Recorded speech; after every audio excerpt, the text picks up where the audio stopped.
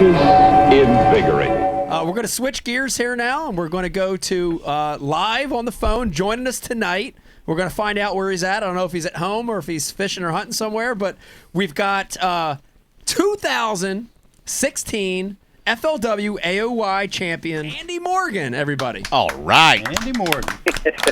What's up, guys? What's up? Hi, Andy. How you doing today?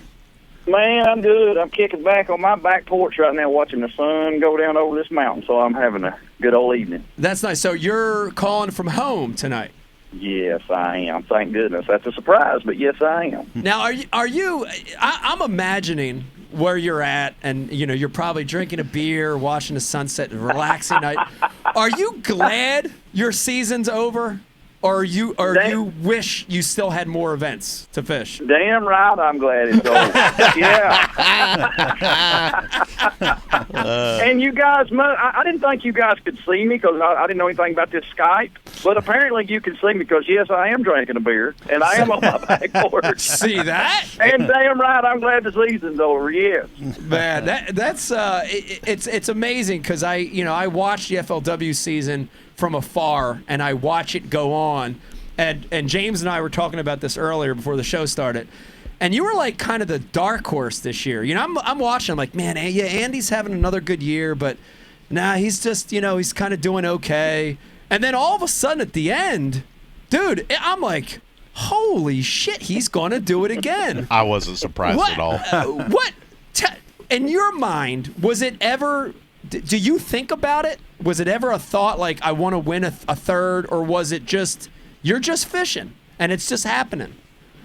Man, you know how it goes, man. I was just fishing. I was just trying to get a check, trying to make the championship. And honest to God, I never even thought about it until after Kentucky Lake.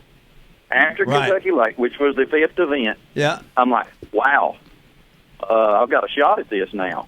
I just got on a little tear, yeah, and it just kept rolling, man. You know how it goes. All you guys, you know how it goes, and just worked out. It's kind of odd. I thought I was completely out, completely shot, and I was just trying to make the Forrest Wood Cup. Yeah, no, I do. I've been on those rolls, but mine only lasts like about 3 tournaments every 5 years.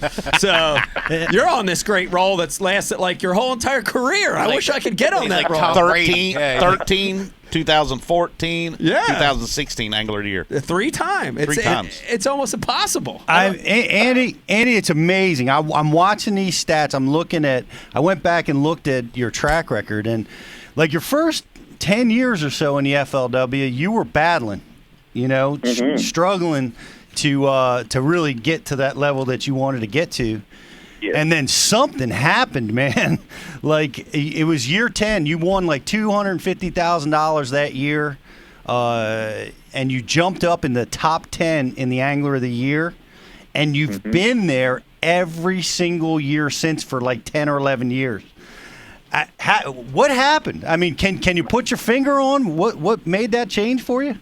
No, I really can't. You're not the first to ask that, and I always have the same answer. Hell, I don't know. I mean, it just started working out. Fish started biting. I started catching fish. I think it's kind of in everybody.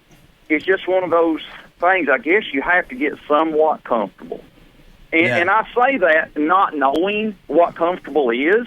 But apparently I've kind of found that little niche. I know a lot of guys, Van Dam, Dudley, Ike, a lot of people find that comfort, and they don't know where it is, but they're in it. I know it don't make a whole lot of sense, yeah. But you find that level where everything you do, hey, you're comfortable with even pulling in and fishing a half a day, not even catching one. Somehow you still keep your cool, and you still keep pushing forward, and by the end of the day, it seems like something miraculous has happened. But it does it over and over again, and you're like, well, hell, I don't even know why why I even caught anything today. I didn't even practice like that, or I didn't do this to practice. I didn't even have this in the boat until yesterday. Yeah. And it just, somehow your gut just kind of drags you through a day, 3 tournaments a season. It's just like you get comfortable with saying, the hell with it. Either I'm going to catch some today or I'm not, and I'm good with that. Yeah. Well, you seem to be very comfortable. And you talk about fishing fearless. I was reading some of your stuff, and I'm sure that it sounds like exactly what you're talking about. But 10 years ago, you found another gear. 4 years ago, you found another gear. Is there another gear coming? What's next? You're scaring us all, man. I don't know. I'm kind of getting to the age now. My bones are starting to hurt a little more. The elbows and stuff, they're aching a little bit. It's almost like I'm slowing down some. I do think smarter than I ever have. But physically, I can tell I'm just getting a little bit slower. I still got a pretty good eye. I can still cast pretty decent. So, Andy, when the FLW season's done, you're not one of these guys that tries to keep fishing to stay in practice or stay in tune. No. You just leave it alone. Dude, when this is the honest to God truth, when I unhook my boat in August, when I get done with the championship, I clean it out, I pay somebody to clean it up, and I do not touch it until the following season. Wow. I don't even consider touching it. I mean, it's for sale, it's gone, it's out the door, and I'll order another boat, and I'll rig it out, and I'll go and fish again. Would you jump in my boat and think about it? And I swear I think that helps me probably as much as anything I do, just to get away from it and start completely fresh with an open mind. I don't keep waypoints. I don't keep anything that's old. I just let it all go. Wow. That actually, I'm glad you said that, because that brings me to my next question. And you touch on it already. For sure, you're one of the top, what I call naturals in the sport. You fish the moment better than anyone out there, and that's a fact. But I want you to talk about, and Watson and I were talking about this upstairs, dude, you keep it simple. And I mean that in a positive way. You're one of the anglers that, dude, you don't carry $100,000 worth of tackle in your boat like Aaron Martin's or me. I carry a lot. Dude, you keep it very, very simple. And in today's age, that's unheard of. You know what I mean? Like, it's about the newest, the best technique, the newest thing. You've got to have 30 Flambeau boxes filled with stuff. But you don't take that approach. Walk me through that a little bit. Keeping it simple, keeping the basics. Tell me a little bit about your strategy. Man, I really do. I try to keep it as simple as I possibly can. I started getting, back years ago, I started learning more. Of course, drop shot came around, all the West Coast tactics came to the East, and we all started learning different things. And some of that definitely I kept, and, I keep it in my arsenal today. But the more that I learned and the more that I got away from the basics, the worse fisherman I was. I didn't get any better. Right. I just kind of stopped. I'm like, you know what? I'm learning all this stuff, and I can do a little bit of all of it. But, damn, my finishes are getting worse every year. So I just went back to what I knew, and I'm like, I'm going to try to find them the way that I know to fish, and that's, pretty limited how I grew up fishing and how I like to fish. And it just kind of more or less started working out. And the more simple that I keep it, the easier it is for me to get through the day. Because honest to goodness, I hate going through fishing tackle. I hate digging through my truck for extra pack of worms because it's always at the bottom of the heap. I hate digging through all the tackle, retying rods, doing that. I kind of took Terry Scroggins' approach on changing line, too. I don't change it all that much. Wow. I'll leave her in the rod box. Hey, if it was good enough for the last cast yesterday, it'll be good enough for the first cast in the morning. Wow. So yeah. Just, I mean, of course, if it gets cold and it's all bad and stuff, I'm going to change it. But I just kind of, just backed off. Honest to God, just backed off and just let it roll. Let me, I got to clear up another rumor here, and I've heard this rumor multiple times, so you got to confirm or deny this. Is it true that you'd rather hunt to do anything in the world? And is it true that you only fish to finance your hunting obsession? Are those true? Honestly, that's pretty true. There's a lot of truth in that. Now, but I love to fish bass tournaments, okay? Yeah. Now, for me to go out to Lake Chickamauga, I live right here. I mean, I could throw 2 casts and throw my line in there right now. For me to just go out and catch a bunch of fish, that's not me anymore. I've caught a lot of fish. I've done the deal, and that's fine. But I love to fish bass tournaments. Right. I like the competition. I like the challenge.